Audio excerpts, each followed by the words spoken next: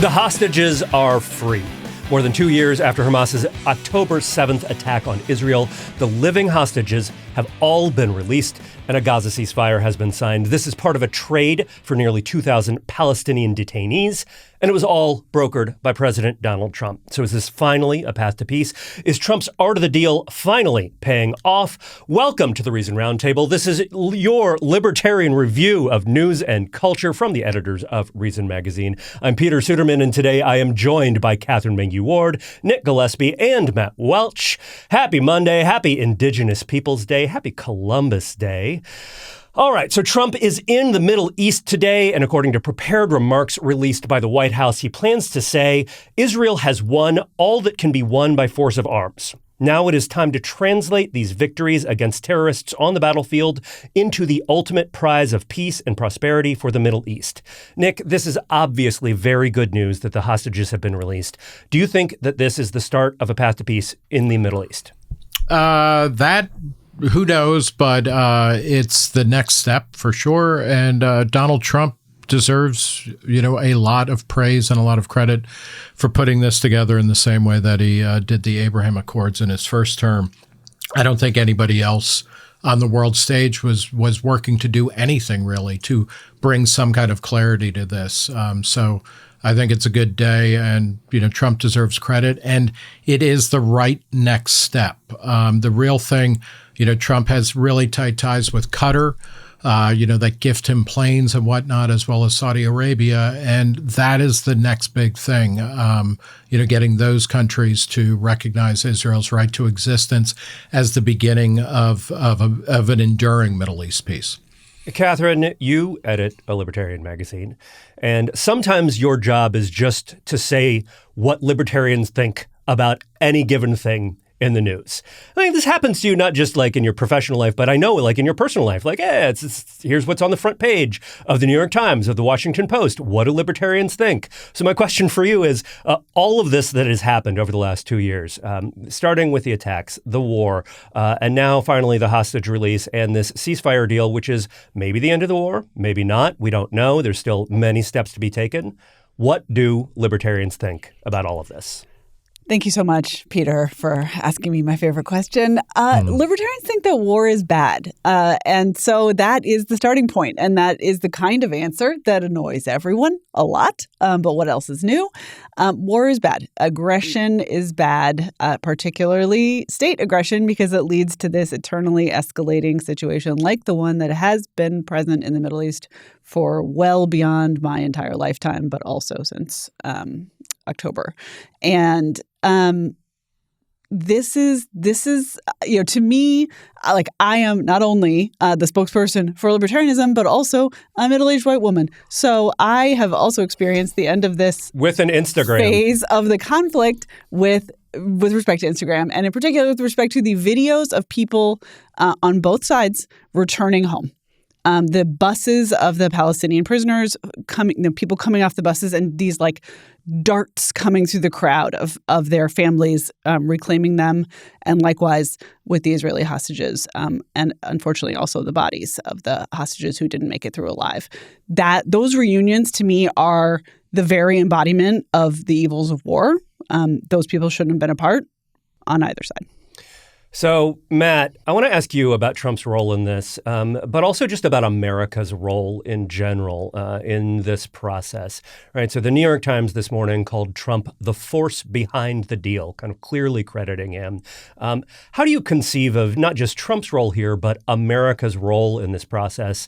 We have supplied arms. We bombed Iran, and now the hostages are free. But it also took 2 years, and there are thousands, tens of thousands of people who have died. So what should America's role be, given what we've seen? I'd like to pause a beat, at least, and just say and reiterate what our colleagues have said. And it's just such a great day. It's a great day. It's a day that is 736 days too late, because you shouldn't kidnap people as a means to wage war or to express yourself in any way, shape, or form. And it's a terrific achievement that Donald Trump has his fingerprints all over to make this happen, and I absolutely appreciate him for that. America has nominated itself as the global superpower of the Middle East for about the last 50 years, 55. And as such, there are moments like this that are great, great moments. When Israel and Egypt signed a peace deal in 1979 with Jimmy Carter helping to midwife that at the price of Egypt becoming the second largest recipient of U.S. aid, and us basically arming Egypt, and a bunch of other things besides. So we have this whole system of carrots and sticks for absolutely everybody in the region. Whenever we feel like we need to have something happen, gosh, it'd be really good to have a staging area for the Iraq War, because we feel like we need to go to war in Iraq and with Kuwait back in 1990.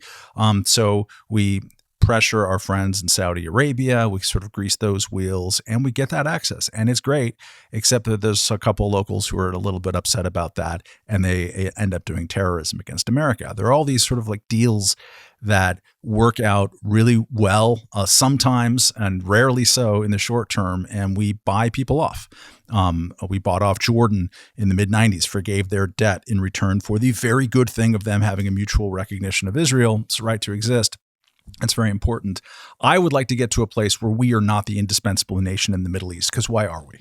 I don't understand why we are. Well, there used to be a rationale in the 1970s of like we need access to oil and the flow and all that kind of stuff. We make a lot of oil these days. This is not necessarily our job anymore. There isn't a Cold War in which we have those kind of concerns going around. So right now, again, on this really great day, I'm going to choose in a week or 2 weeks or 2 minutes to worry about the fact that Qatar has a flying academy in like Idaho or something. Who are we granting major non-NATO ally status to? I've heard something, even people talking about like from the administration, that Qatar will have like an Article 5 like, wait, what? Article 5 like mutual defense treaty with Qatar, who's been shielding Hamas. There are so many things that could go and will go pear-shaped eventually in all of this. And part of some of those things that will go pear-shaped are as results of America being the thing that everyone deals with. I want those countries to take responsibility for themselves. I think Israel is ready to in many instances, and we'll see who else is. I fear that that's not going to happen because it hasn't, and especially after the prestige that'll be associated with what Donald Trump has managed to accomplish just for today. Even if it all goes bad tomorrow, they got the hostages home. That is amazing. But the prestige is going to mean that we're going to have every U.S. president wanting to continue this role, and I don't think it's a good role. Just to jump in on that a bit, Trump is moving towards making us more dispensable, I think, in the Middle East, and that was the genius of the Abraham Accords. He is basically saying, we're going to sell weapons to whoever wants them. He does not want to be involved, but it is getting to the point where the U.S. does not have to broker every deal or whatever. The genius of the Abraham Accords, which underlie the reason why Hamas attacked Israel in the in the bigger picture, because Iran was upset by the Abraham Accords, which was predicated on the U.S. leaving the Middle East, and Saudi Arabia and Israel, along with UAE and a bunch of other countries, including Jordan and Egypt, that they were getting on with starting to deal with each other. So I agree with all of Matt's caveats, but I think Trump may be the only American president, of most of the 20th and the 21st century who is willing to say, yeah, we don't need to be involved in everything. So I think we might be entering a different phase, at least for that part of the world. We don't, but just quickly, we are giving security or dangling security guarantees for the people who are doing business with us on the other side of that in Saudi Arabia, in Qatar, and I don't like that. Well, and we have like one of our biggest bases, period. I think it's the biggest Air Force base on the planet is in Qatar. So, that's something that needs to change as well. But what I'm saying is like, the preconditions for that. Yeah, this is different than what we saw under, Clinton, Bush, Biden, Obama. Katherine, you want to jump in? I mean, Matt's saying this is a great day, but eventually it's going to go pear-shaped. Future presidents are going to want to intervene more because they're going to see this as a repeatable success. And Nick is saying, well, maybe we're actually finding some way to back out of being the indispensable, the sort of the central player in Middle Eastern politics. Where are you at? I mean, American presidents have been leaping into the ocean with not even water wings on to respond to the siren song of I'm going to do peace in the Middle East. Wow, that was a real metaphor. Yeah. Sorry. You lost me. But presidents love that shit. They just really, really want to be this guy. And Trump is this guy for a minute, and he's really pleased with himself. I actually want to kind of put an asterisk on what Nick said, because while I do think Trump is willing for the U.S. not to be the indispensable nation with respect to foreign policy in a lot of these ways, Trump himself is indispensable and sees himself as indispensable to everything, always, forever. And in this case, I keep thinking about Peter Leeson. I keep thinking about the my fave economist, the author of The Invisible Hook, who wrote a whole book about pirates and how pirates function. And one of the big things that he writes about in this book is Blackbeard, and how Blackbeard wasn't crazy. He had this reputation for being an insane, murderous monster roaming the seas. And there's tons of evidence that he was very rational. He was an excellent governor of his pirate ship. People who were loyal to him were loyal to him. He treated minorities better than most governments at the time. He had basically rule of law. And the thing was, he didn't have to do crazy violence very much because everyone believed he would. Donald Trump is just blackbearding his way through Middle East peace. And that's not indispensable. That's putting yourself at the middle of it. That's being the charismatic main character. I do not like main character energy in my presidents. Just to go with the pirate energy a little bit too. I mean, in the Caribbean, Trump is indiscriminately bombing Venezuelan boats and is acting terribly. So we need not, this is one of the things with Donald Trump or with any president is you kind of take the wins when you get them, or you can say this was good, but it does not mean now that we should all be following everything he does. And I think part of Trump's power and part of his real peril is that nothing he does proceeds from anything other than whatever, blood sugar spike he is having at the moment. There's no grand plan. There's no predictability. And there's no process or principle that is going to make the world be okay, here's how we can just do things without having to go to Trump every minute and wondering if, is he going to pat us on the back or is he going to bomb us? Well, there's a weird way in which he is game show capitalist Elizabeth Warren. The Elizabeth Warren... Can we go back to the pirates? Nope. We're going to go to Elizabeth Warren here. Maybe she's a different kind of pirate. I don't know. You're the pirates expert here. But I don't think Elizabeth she wants Warren to be a pirate.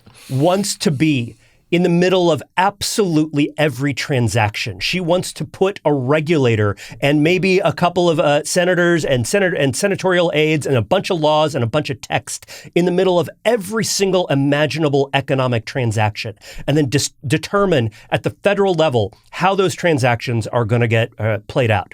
Donald Trump doesn't want to do this through the bureaucracy. Donald Trump isn't a regulator in the same way. Instead, he wants to be the middleman personally, and he does that domestically, and he does that in foreign policy. And in foreign policy, in this case at least, it seems to have worked. But this is what I want to ask you about. And actually, I'm going to start with Nick here because I want to go around the panel real quick on this.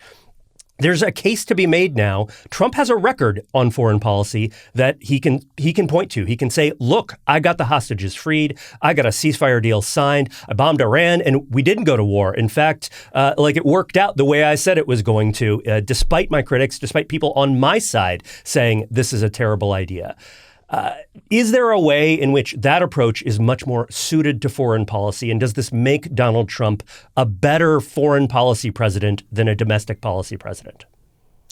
He's definitely the best foreign policy president in the 21st century. And that is a very low bar. To say whether he's better as foreign policy or as domestic policy, his domestic policy is terrible. So sure. Yeah. Katherine, I saw a pirate look from you. I guess I did squint one eye. Are you sure you meant that, Nick Gillespie? I mean, his clarification that it's a low bar is probably enough for me. But I also think this could still all go pear-shaped. I mean, I just think any time that we have the top of Reason's, one of the top traffic getters at Reason's website last week was an article by Rand Paul, which contained the word smithereens multiple times. It was a reference to what is going on with the Venezuelan drug smugglers.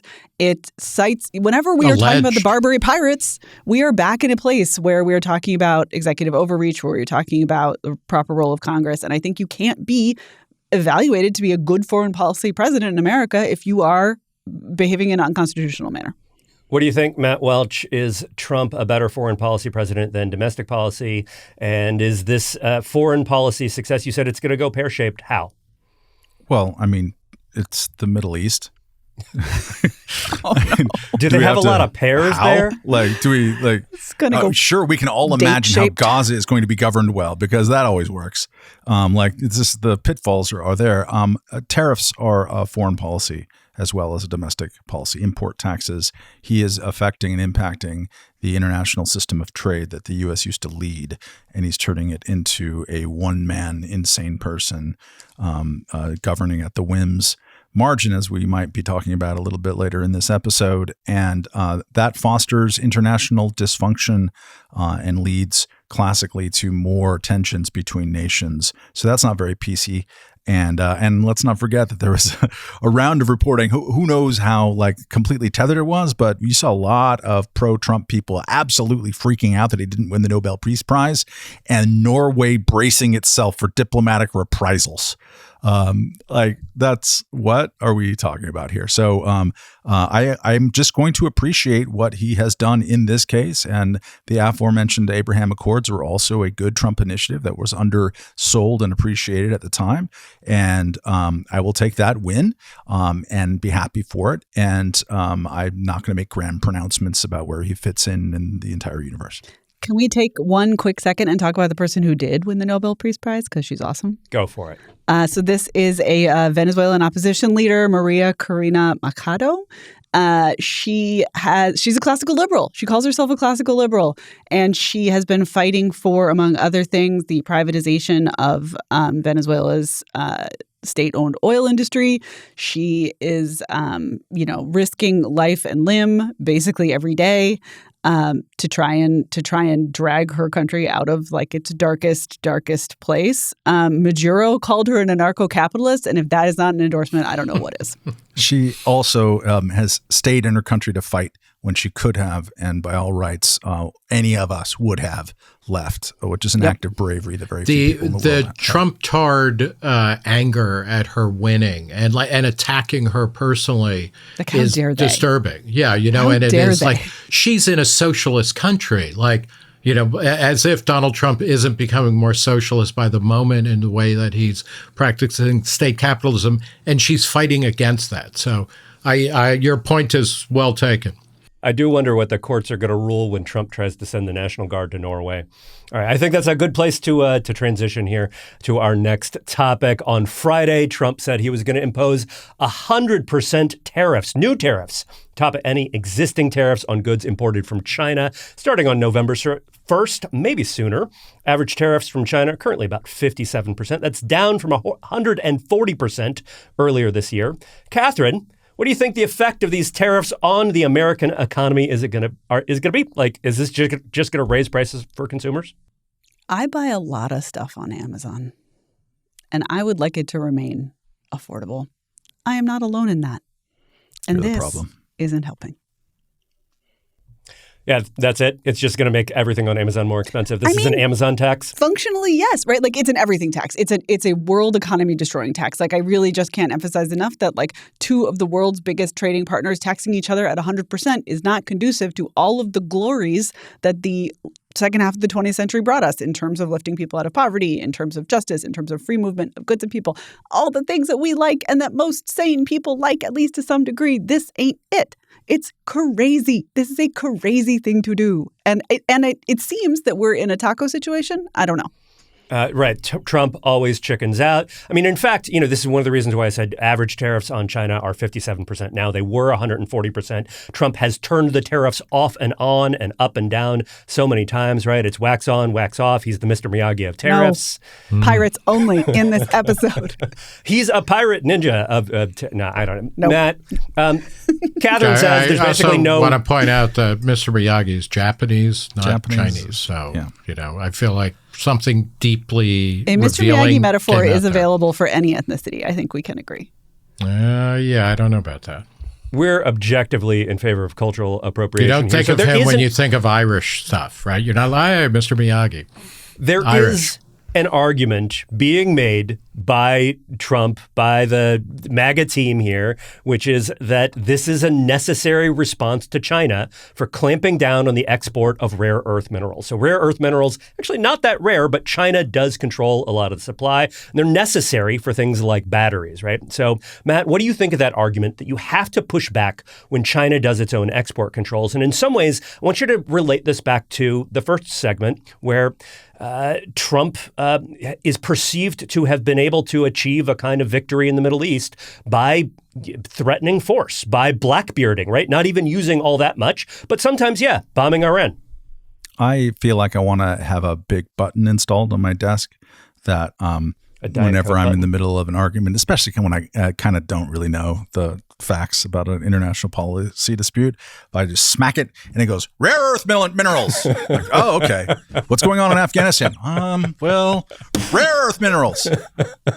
Get a deal. Art of the deal. I was actually just going to interject and ask Matt to explain to us what rare earths are, because I thought that would be super fun. It's the only white band that was signed by Motown for a period of time in the late 60s and early 70s. They're competing with Grand Funk Railroad, and they lost, sadly, because Grand Funk had those capital controls. That's right. Fixed export markets. That always makes you successful as a country. And they were a locomotive coming out of Flint, Michigan, Matt, with the devil stoking coal in the engine. All right, let's talk about the policy part of this. I will throw in the idea of like 1,050% taxes on everything on Amazon, like sexy Stephen Miller Halloween costumes, is not going to change, the rare earth minerals policy with China and things like that. And what Trump has already done with tariffs to damage their economy, right? What's that?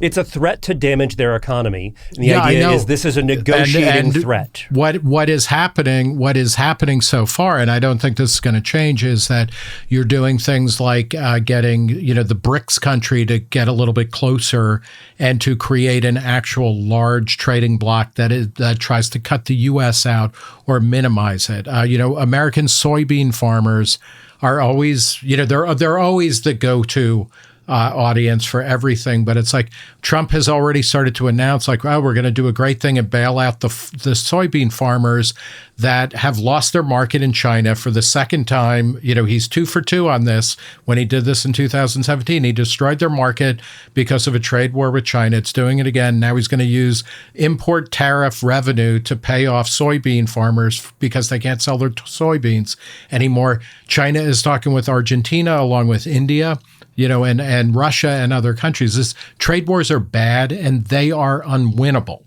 Bad on Trump. And the taco concept is it's too clever by half because it's not true. I mean, you can, on an individualized basis, yes, there are times when Trump announces a horrible new tariff idea on Friday after the markets close, and then on Saturday the futures markets look bad, and then on Sunday night J.D. Vance goes on Meet the Press or something, or talks to Theo Vaughn and says, well, I don't know, maybe not. And then when the market opens, it rebounds, and everyone's like, wow, taco.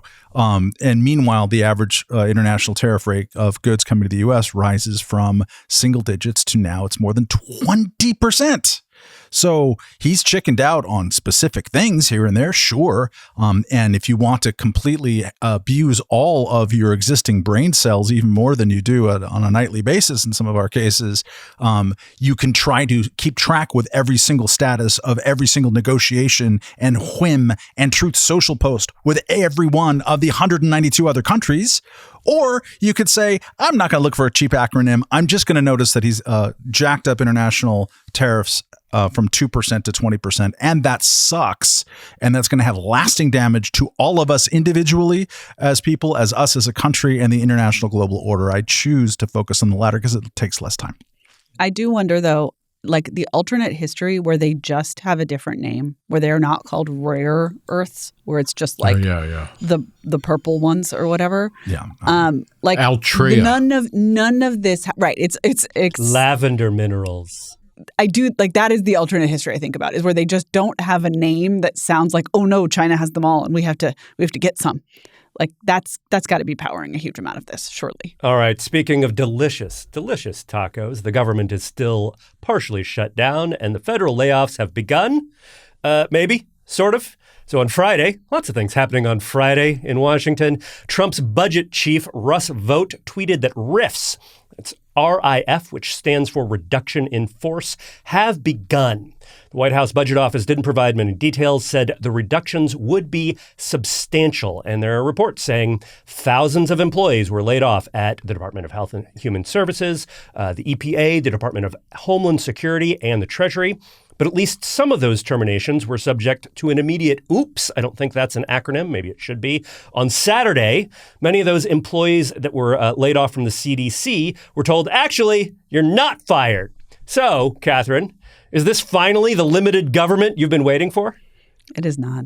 I just want to enjoy the shutdown. I just want to enjoy federal workers being made irrelevant in an orderly and legal manner.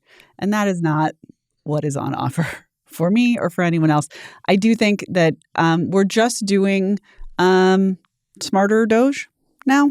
We're just doing like Doge, but it's like one order of magnitude, like with more of the trappings of kind of legality and proper procedure, but still not enough. I think in the end, my guess is the vast majority of these layoffs will be reversed because the procedure is still too messy. It is still not clearly legal the way they are being done.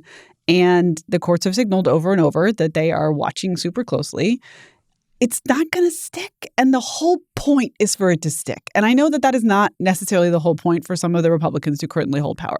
Their whole point is a different thing, which is to own the libs or whatever, or end the deep state or something. I would like for the federal government to be smaller and more efficient in the end. And that is not what this is doing. I want to be happy about the layoffs. I really do. And I know that there are listeners who are like, just enjoy it. Take the win. I can't take the win, guys. I want to, but I can't.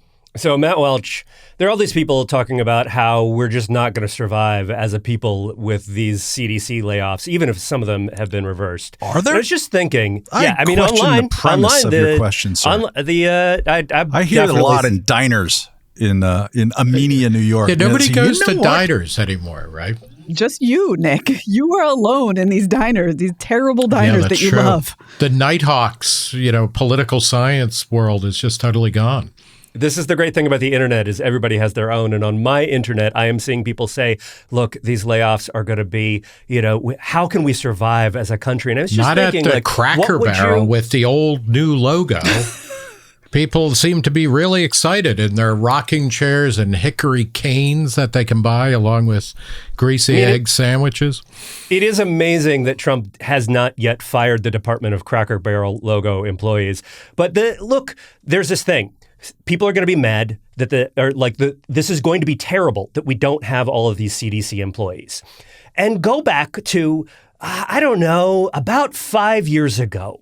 And we had this scenario in which you would think like, oh, the Center for Disease Control, like maybe they would be like a really valuable and necessary organization and they would help us out of things and they would provide good data and good advice and like science that you could use and help people make good decisions. And that didn't really happen, did it, Matt? It wasn't great. A great period for the CDC. We wrote about it at length at Reason.com for those people who like to pretend that we didn't. Jacob Sullum in particular, I might have written a thing or two, Robbie Suave, plenty of people, basically everybody on staff at some point wrote about the way that the CDC during the COVID pandemic politicized science, allowed people to influence what was supposed to be scientific recommendations, who were interest groups that wanted to see a certain type of outcome, thereby doing very explicit damage, particularly in polities like, unfortunately, the kind of places that I like to live that are dominated by idiot Democrats who then say, well, the CDC said it, so in this house we believe in science, so we got to mask the 2-year-olds. And all that is terrible, and it's part of why Americans have completely lost faith in the CDC. The numbers on that are just staggering and plummeting. I would just like to say to those people who are saying people will die, is that you say that every time. You say that with every bill that you care about. Boy, did you say it. Boy, did some high-profile people say people will die if we don't do Obamacare. Like, you are in favor of people dying, and I can't. Very serious people saying very stupid fucking things like that. So I'm a little bit out of caring about whatever Twitter you're consuming of people saying that people will die. I'm not saying that they won't. I'm just saying I haven't seen a lot of proof of the people dying. And meanwhile, if your interest on the Republican side or the pro-Trump side, whatever that is now, is that, hey, look, we're cutting government. Name your time period. I'll take 5 years, but take 10 if you want, or 15, and draw a graph of government spending. Adjust it per capita and for inflation, because you're not savages, but just draw the graph as it goes up, and without any other help. And I dare you to try to see there with your eyes, oh, that was Doge. Oh, that was the government shutdown. See, it went down. No, it didn't. It didn't go down with any of it. It didn't go down with a goddamn any of it, with one exception back around 2011 and 2013 when there was the sequestration cuts. That is it. So all of this talk and all the people who are getting really excited, either about people dying or that we're finally cutting government, you are not cutting government. And also people are likely not dying. And if they are, show it to me, because then I will be sad. I will say it's going to be a teeny bit harder to show it to you, because they did shut down the mortality and morbidity report, which is the CDC affiliated body that tracks deaths and illness. So, again, they fired the Department of Graphs. I am ready to enter a world where the private sector gathers and processes those data, but in the meantime, it actually is going to be hard to do that, Chart. Yeah, two things about this just real quickly. One is that the federal workforce is at or near historic lows as a percentage of the total population. So it's every day a federal employee gets fired and an angel gets its wings. That's all great and good and glorious, but that's also not where the money is being spent, which kind of undergirds a bunch of stuff that Katherine was saying and Matt was ranting about in his diner of the mind. So there's that. The other thing is, like, steak and eggs there. We are, I want to bring it back to questions about the CDC and ultimately HHS and trust and confidence in government institutions. I was extremely happy to see over the weekend that the Wall Street Journal finally ran a piece about why does RFK Jr. always work out wearing dungarees? He takes his shirt off and wears combat boots or work boots, but he never shows his legs when he's working out or when he pulls his shirt off and starts doing push-ups. I highly recommend people read that article, because this, until we understand why he doesn't wear shorts when he works out, I don't see how we're ever going to be able to trust the CDC, the HHS, or any part of the government. Right? Well, my theory, which did not come up in the Wall Street Journal piece, is that he obviously has mechanical legs. Clearly, I mean, it's the only theory that makes sense, Matt. It's Occam's razor. Super cool. He's a cyborg. I also did Should the FDA be regulating those legs? I did read in the Wall Street Journal something that I had not known before, which is right before Trump went out, whatever it was, 2 weeks ago, to do his don't take the Tylenol press conference, that RFK Jr. was like, please don't tell people to change their vaccine schedule. We are not ready. We are working on some stuff, but if you could please not. And Trump was like, I'm going to do it. And I'm going to say that the Tylenol they totally don't in real life give babies after they circumcise them is also why the autism. Like, I just love the idea that RFK Jr. is now the voice of reason and calm on the vaccines question and also the prenatal Tylenol question. Trump's physician also gave him a clean bill of health. But what I was thinking, and it's not the old hippie guy, the big Lebowski guy who I believe has died, but I think we should do have a national holiday where the president once a year has to do the presidential fitness challenge. Mm-hmm. And, and that he either gets another term in office or a year or not.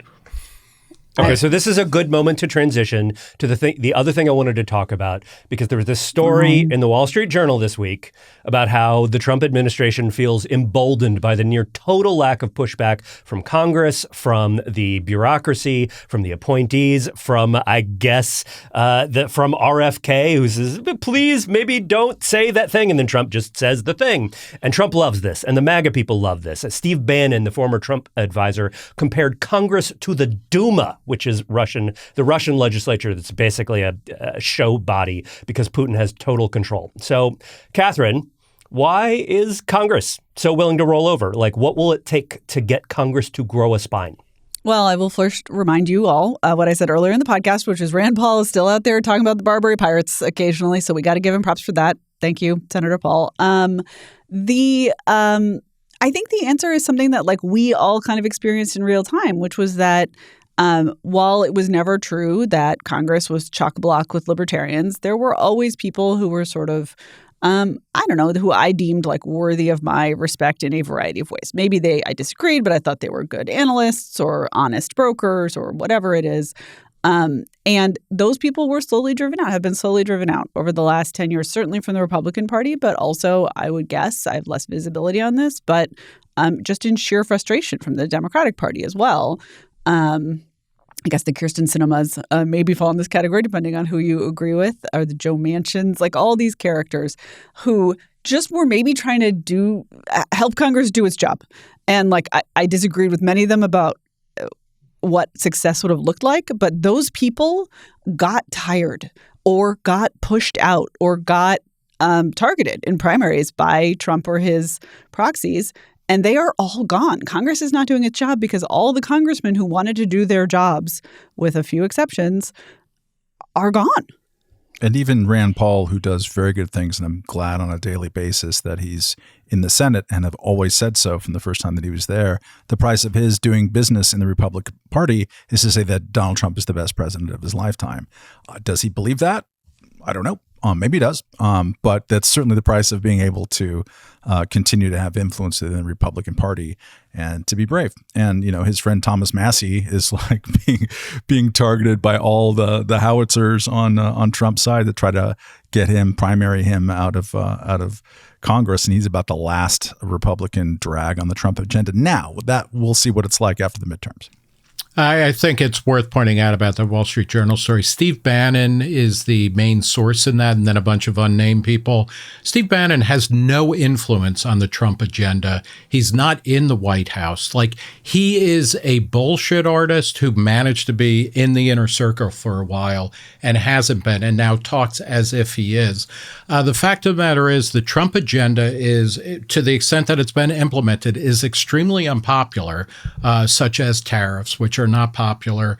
The candidates that he tends to support and endorse in primaries and in general elections do poorly when they are actual new Trump people. It's one thing, he endorsed John Thune, who nobody knows who John Thune is. Nobody knows where he comes from. Nobody cares, but he's never going to not be reelected. But Trump's endorsements don't matter that much. And the courts, God bless them, have taken up the slack from Congress to push back on Trump's agendas when they're blatantly unconstitutional.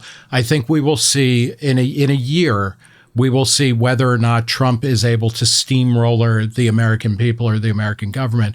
So far, it's herky-jerky. To the extent that he has free reign, it's bad, but he's also creating the conditions for his own defeat and his party's defeat. I would say that it's important to point out that a common refrain in at the end of Trump's first presidency administration was to say, well, the institutions held. I think there are fewer institutions, and they're holding on by more of a string. Or a thread. So, Matt, I just want to ask you about that specifically, because one of the lines that jumped out at me in that Journal story was, in the first administration, defense officials dissuaded Trump from sending the military into cities, right? So he was restrained by his advisors and by the kind of official political apparatus surrounding him. And that is just obviously not the case in the second term. But one thing that is happening is the courts are pushing back. And over the weekend, a judge ruled that while Trump could federalize troops in Illinois, those troops could not be deployed. We've seen this in Oregon as well, actually, where a judge was just like, you absolutely cannot deploy troops here. Your justification is nonsense. It does not meet, there's no emergency that justifies this. So if we can't count on Congress to check the executive, can we count on the courts? I can't count on anyone or anything, and shouldn't be passive. Hopefully the courts will sort it out, as another masked van full of ICE goons goes into some random Latino neighborhood and starts wrestling everybody in sight to the ground. I'm not going to trust anybody on this right now. We're in a bad spot. Trump is driving the badness of the spot. And what did Stephen Miller, who, let's remember, is the Deputy White House Chief of Staff and kind of is in charge of Homeland Security and immigration and a bunch of other stuff, he called that decision written by the judge in Oregon, and then the subsequent broadening of the decision, termed that as a legal insurrection. The Trump-appointed judge. Legal insurrection. It's the same Stephen Miller, not Red Steez, but the other Stephen Miller, who had said in the wake of Charlie Kirk being assassinated that we really have to watch our rhetoric around here, because that rhetoric is inciting people to violence, and the Democratic Party is an extremist organization, and they're all in league with Antifa, and so on and so on and so forth. Do you think that if Stephen Miller was fully in charge instead of just 38% in charge, do you think that he's going to be stopped by the institutions? I think that Stephen Miller, if it was up to him, the next time that a judge decided wrongly, he would love to have paramilitary psychopaths go in there and knock on the judge's house. I don't trust a damn thing about Stephen Miller. He's an odious human being, and the fact that he's anywhere near power is an indictment not just about Donald Trump, about this country. It sucks. So the part of the opening of the Overton window has been that when Stephen Miller, who again has power, says these things, now there's an entire swath of the Republican Party who are we no longer have constitutional conservatism. We have based Mike Lee. And there's a huge difference between that. I'll just point out that it's partly because of the way Trump acted both in 2020 after he lost the election, and then the candidates that he pushed in 2022, and then the people that he brought with him, even though, clearly the Democrats, had a brain dead president and then a giggle-ridden candidate who inspired nobody. The Republicans were not able to get a majority where now there's a government shutdown where they actually can't do the things that they want willy-nilly, not in spite of Trump's popularity and power, but because of it. He undermines everything that he is trying to do because his agenda and the way of doing it, and Stephen Miller, if Stephen Miller is the face of your agenda is going to be flushed down the toilet sooner or later. And so, we shouldn't be, happy about this, and we shouldn't be complacent. But the fact of the matter is there are constraints on this stuff. And the first and last ones are the unpopularity of the agenda.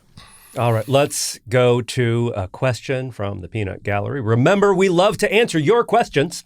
We answer them here and on bonus episodes on YouTube. If you want us to answer your question, please send your short, succinct, pithy, and not very long question to podcasts@reason.com. That's podcasts@reason.com. This week's question comes from Jay Evans, who writes, given that the electoral math makes it unfeasible for the Republican Party to offer anything resembling a competitive challenger to Mamdani in the New York City mayoral race, might this be an opportunity for a libertarian, capital L libertarian candidate to appeal to New York City voters and offer a meaningful alternative? hasn't the leadership of the Libertarian Party expressed an interest in focusing on exactly these sorts of down-ballot races? Katherine, what do you think? Why isn't the LP trying to win the mayor's race in New York City? I'm going to channel my inner Matt Welch here and say that I have not and never will be an advisor to a political party of any kind, the Libertarian Party least of all, and I am not qualified to give advice. I would love to have a third party in America that the American people saw as a viable voice for liberty in the horrible versus horrible races that we face year in, year out. But is there a Libertarian candidate running in the mayoral race? There is not. The answer is no. There is not, because New York State in 2020, in a move that we've written about at great length, changed its laws, ballot access laws, in a way that was intentionally trying to punish the Libertarian Party and the Green Party. And the signer of said legislation, a little cat named Cuomo, who I think he is running for mayor on the My Left Armpit party, or whatever it is, because it's possible to throw money at the problem to get on the ballot, but it's also possible to add yourself to an existing BS fusion party like Working Families that will say, okay, we are totally a third party and we're endorsing Mamdani this time, who's the same as the Democrat, and then it allows you to be sort of grandfathered in on ballot access. So New York, it's one of the reasons why there was no Libertarian Party candidate on that ballot in 2024 after 3 consecutive presidential cycles in which Libertarians were on all 50 state ballots, because of this incredibly odious law from the state that likes to give the lectures to, I don't know, Georgia and other people about their horrible, evil poll access stuff. So it's unbelievably expensive, and Libertarians and Greens are singled out because they are not fusion parties for having incredible onerous ballot gathering and expenditure requirements that are way, way beyond the pale. So it's very difficult to do, even if you're able to find the 3 libertarians who live in New York City. Nick, you also are a libertarian who lives in New York City. Yes. Yeah. You want to add anything to that? I've forgotten the question other than to say the Republican Party could be competitive in New York City as well as New York State. It was not that long ago that New York State was up for grabs in presidential elections. This idea that states become one thing or another is, that's loser talk to basically be like, okay, this is why we're not even going to try to be competitive. The Libertarian Party in New York City or in New York State was kind of eviscerated by the stuff that Matt was talking about, but there needs to be a way to channel what 90% of New Yorkers, Matt, I don't know if you would agree with this, but most people in New York City are libertarian in that, and I know people hate this formulation, but they are socially liberal and fiscally conservative. There are so many, everybody here hustles and works, and they know, what, we need more housing. It's really hard to run a small business or a big business. Everything costs too much. City services aren't that great. Let's have more business and let people live however they want. There should be some kind of small L libertarian candidate running for anything in New York City, and sadly there isn't. All right, let's move on to our final segment here before we get to our cultural consumption for the last couple of weeks. We have talked about what I have referred to as American politics' dipshit problem. More generously, you could call it a candidate quality problem, and Democrats seem to have an acute case of it right now. You have these leaked texts from Virginia Attorney General candidate Jay Jones, in which he fantasizes about the deaths of Republican opponents' kids. You have a Virginia gubernatorial candidate, Abigail Spanberger, freezing up and flubbing on stage when asked about it. And then across the country in California, you have Katie Porter, a Democrat running for governor, threatening to walk out on an interview because a reporter asked a simple follow-up question. Katherine, what does all this tell you? Is there a deep rot in Democratic Party politics or just in politics? I think this is related to what I was saying earlier. I think that the ways in which our politics have become angrier and stupider and entirely Trump-centric is driving away smart people who have kind of mission-driven hearts. And not all of them. There are definitely still people out there who meet that description. But I think if you make politics extremely frustrating and dumbed down, and arguably it always has been, this is like maybe not a new phenomenon, but the particular form of it that we're experiencing now doesn't attract, they're not sending their best. And I don't think that's surprising given what's going on. The only thing that draws people to politics at this point, I think, is that are good people is the stakes. The stakes are still really, really high. And so sometimes people who have a clear vision of what the world should look like still do get drawn to politics, but you also just have a lot of self-aggrandizing idiots. It's not just the lower tier folks. It's not just the new entrants, though. I mean, Chuck Schumer is incredibly unpopular and not exactly a super competent politician. You've got Kamala Harris, who's out there promoting a book about her presidential campaign, and it just seems truly awful and like she has no sense of her own failures and of the failures that she brought onto her party. I mean, it seems like this is a problem that goes deeper than a couple of upstart candidates in Virginia and California. Matt, what do you think about this? My default is that you're not going to get impressive people in politics. That you start using phrases like generational talent to describe even Trump at some level, because he's been very successful at reshaping American politics. Barack Obama had this talent. Bill Clinton arguably had a talent. There aren't a lot of people that you can point to on the national level like, yeah, that guy, that gal really had it, because it isn't Hillary Clinton. It's not Joe Biden. It's not Kamala Harris. It's not Robert Dole. Well, thank you for your service, Mr. Dole, and such. It's not John McCain. People can be good at some bits of politics, but it's just I presume that it's not going to be great. And also, I just can't. I mean, this also refers a little bit to the New York mayoral election. There's the default assumption that Curtis Sliwa is beyond the pale and ridiculous just because he's beyond the pale and ridiculous. And I would just read, like, in a world where Donald Trump is the president, what's our standard here? Like, people still will bring up like Gary Johnson and Aleppo after all this time. I'm like, okay, it was a bad moment and it was funny and he'll make fun of it just as much as you will. But what's happened since then. Like, who's actually in power. That you have to pay attention to who Laura Loomer is. That's not great. So it's kind of hard to talk about like this problem. Part of, I think, the anxiety that a lot of mushy, centristy, good government types have is that the avatars of that. Joe Lhota ran for, it was great, perfectly sensible, moderate, sensible Republican who knew how everything worked, ran for mayor against a stupid Sandinista, like last minute toss in, Bill de Blasio, and lost by 40 percentage points. Mitch Daniels was drummed out of the possibility of presidential politics because come on, enough of these competent people, this is, our politics hates competent centrism right now, or just a temperamental centrism, regardless of whether your actual political ideology is more like Justin Amash is kind of a temperamental centrist, even though he's a radical, and people hated his guts for it. So we're just not in a national mood for non-clowns right now, and I don't see that changing anytime soon. Yeah, but Matt, to build on what you're saying, I don't think it's necessarily that different, right? I mean, there have always been clown candidates, they started winning. I mean, I remember back when you would write about how why does the Republican Party always bring us Herman Cain's, but that shows that they'll eventually lose. Well, they eventually won.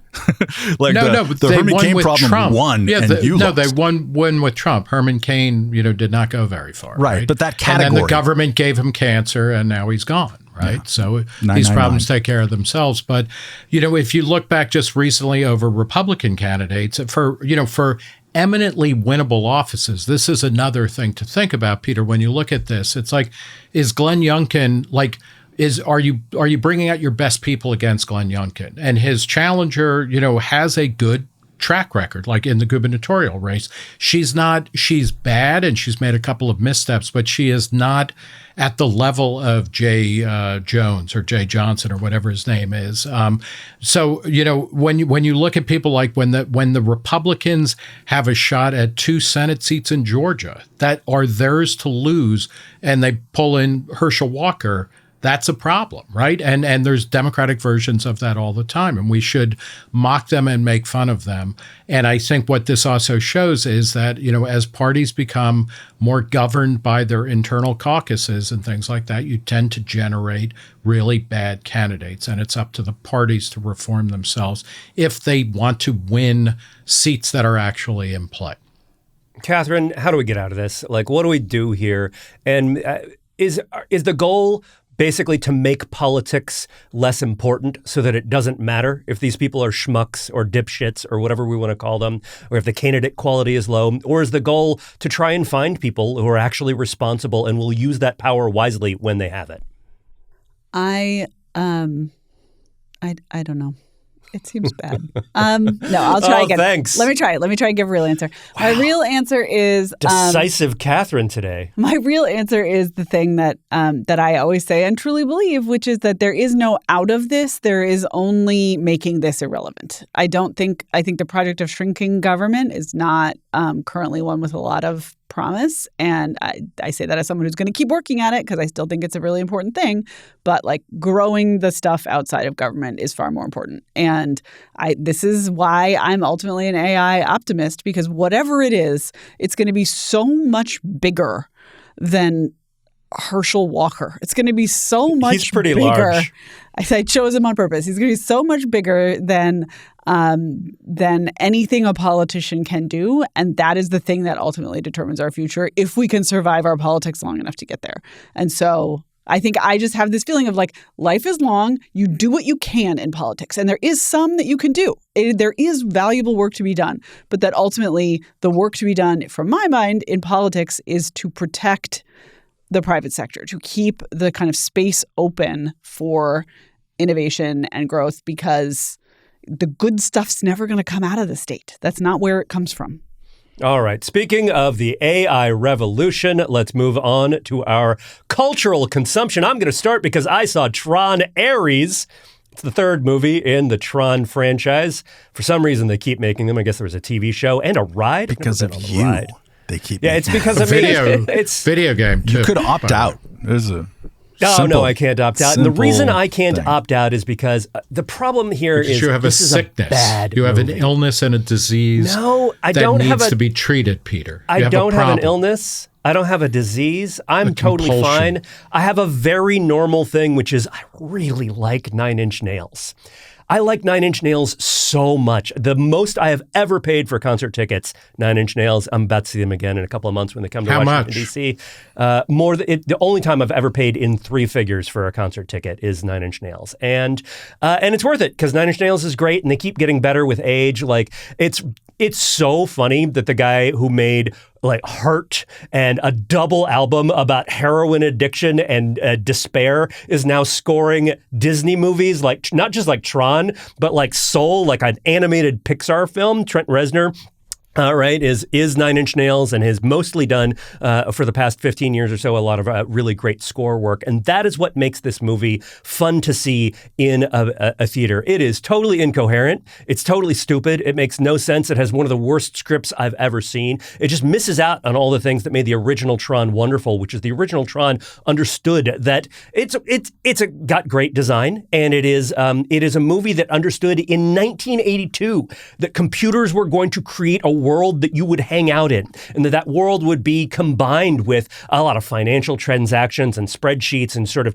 computer architecture, but also video games. These two things would fuse, and it would create a virtual world, and this world would suck people in, literally. It was a sort of great, prescient, interesting movie. There's a reason they keep making sequels, and that reason is the original was actually pretty good, pretty prescient for its time. Sadly, both of the sequels kind of skip out on the world building, but they're great music videos. The last one was basically a Daft Punk music video. This one is basically 2 hours of Nine Inch Nails set to, I guess, a light show with Tron visuals. And I like Nine Inch Nails and I like the Tron visuals. So terrible, terrible movie. On the other hand, a great audio-visual experience. And this is maybe the AI future that we are heading into. It's going to be bigger and dumber and less comprehensible than any of us can understand. I'm pro AI, and I still think that. Katherine, what have you been watching or consuming? I did play Tron at the arcade that I talked about in the past on the show Continues Arcade in Alexandria. I was there this weekend. I played some Tron. It was pretty great. But the thing I want to talk about is a book that's gotten a lot of chitter-chatter, The Tell, which is a book by Amy Griffin. It's a book about a woman who takes MDMA and has a recovered memory of sexual assault from middle school, and then her kind of like following of that thread through the legal system, through therapy, through kind of private detective work, and then ultimately to this absolutely bonkers bestseller. Huge, huge, huge bestseller, this book. So much so that we're now solidly in the backlash period in which people are questioning the veracity and motivations of the book itself. She is really rich, and she hangs out with other really rich people. That's really not in the book. I was not aware of that when I read it. And then as I read the follow-on coverage, I realized that it's an Oprah Book Club selection because she's pals with Oprah. You know what I mean? She's that kind of person. So we end up with this extremely interesting and complicated stew of post-Me Tooism, the kind of anti-billionaire sentiment that has been generated, the what do we do with kind of legally unprovable accusations of this kind, and then also, of course, of interest to listeners to this podcast, the MDMA of it all. There's many, many beats in the book and also in the coverage of the book where various people say, you should lie about where these memories came to you from because people won't trust memories that were recovered while you were on drugs. Or, or the converse, people saying, if I'd known that this was from drugs, that would be a thing. The New York Times had a big piece on this, which quoted Rick Doblin saying, listen, it's really, really complicated when people recover memories when they're taking psychedelics. There is deep truth in them. And also sometimes there's literal truth and sometimes there is not. And he clarified to the Times that he does believe her. But I think it is the controversy around the book seems mostly extrinsic to the quality of the book itself, and I found it to be an interesting prompt to consider a lot of these questions about like, what do you do with something that really can't be touched by an inquiry into what is true, when it's just something that you kind of think you know and believe and feel, and what are your obligations about taking it to the public in particular, because people's lives have been ruined and could be further ruined by it.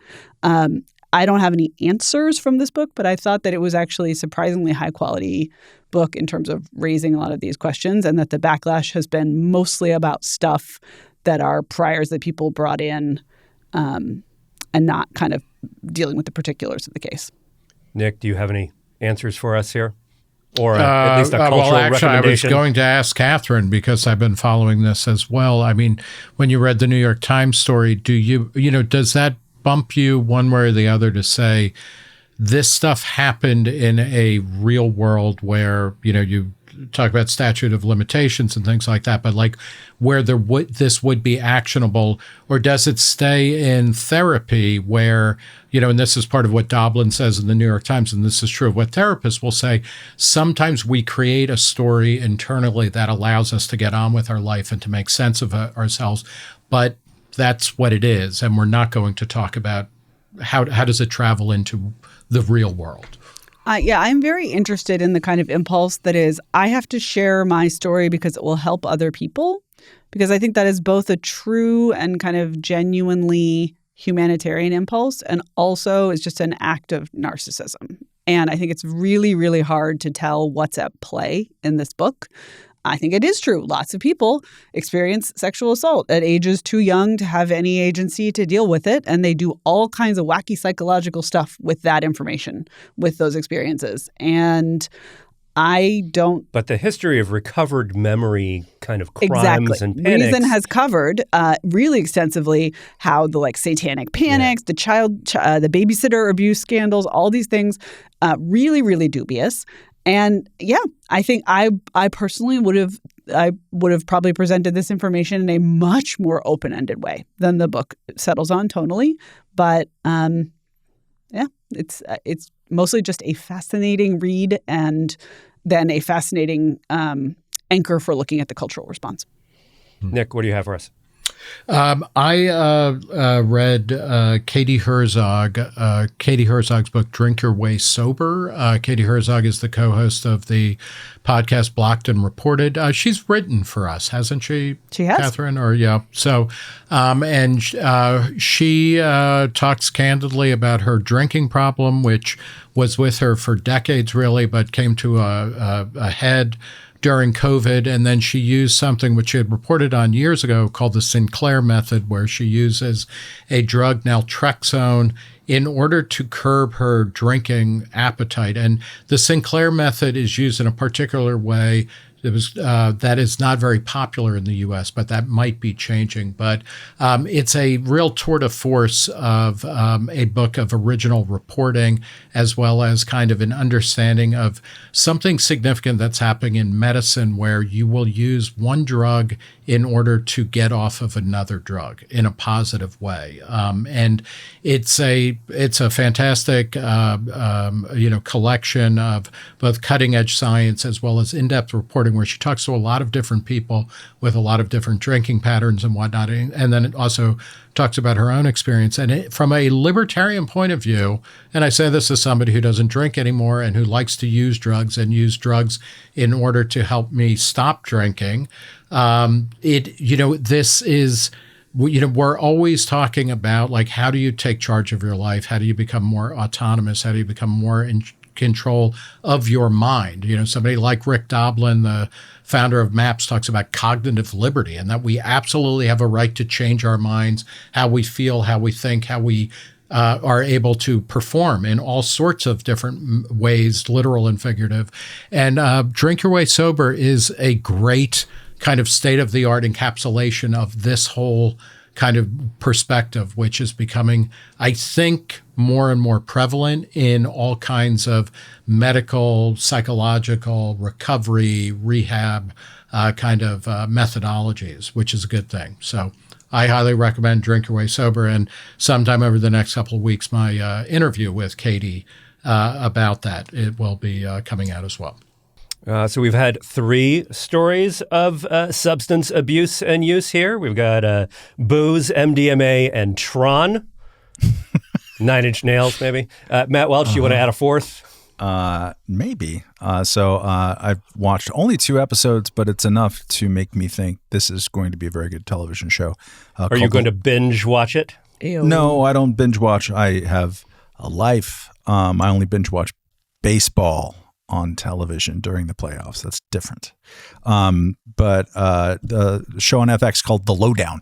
If you have out there in listener Watcherville watched the recent TV show Reservation Dogs by Sterling Harjo, very, very interesting, good, funny, offbeat, just kind of weird, great thing out of Oklahoma. It's by the same creator. He does The Lowdown. It's Ethan Hawke playing like the best role I've seen Ethan Hawke play, which granted I haven't seen everything he's done. But he's now old enough to inhabit like a perpetually down on his luck, but very spirited and kind of conspiratorial alt weekly-ish sort of journalist who keeps getting his nose punched in and is just a wreck of a protagonist, but also has a 14-year-old daughter that he's trying to stay connected with and sweet to, and he stumbles upon some plot involving the richest family in Tulsa, Oklahoma, and the guy who's running for governor, played by Kyle MacLachlan, and it's just going to be all kinds of nefariousness. If you like not just Reservation Dogs, which is great, but like that sort of genre of shambolic detective in the middle of something and getting quickly overwhelmed by things, and with a bit of a serio-comic touch, kind of Big Lebowski-esque, but not. He's a little bit more put together than the dude, only slightly. But it's also a really affectionate portrait of Tulsa and all these characters, and it's just got a great cast of others. Like Killer Mike shows up for some reason wearing an eye patch, because why wouldn't you? Tim Blake Nelson is there. Because he's playing a pirate?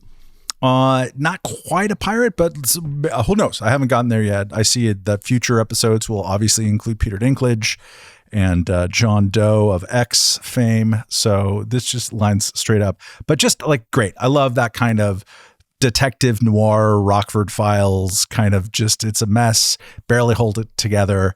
I'm a sucker for it, and it's very funny, and just really, Sterling Harjo is someone to absolutely watch. The material he puts together across a variety of genres has been really interesting, and they're kind of building a network out of Tulsa and of related projects, and it's really good to watch. So check it out, The Lowdown on FX, streaming on Hulu as well.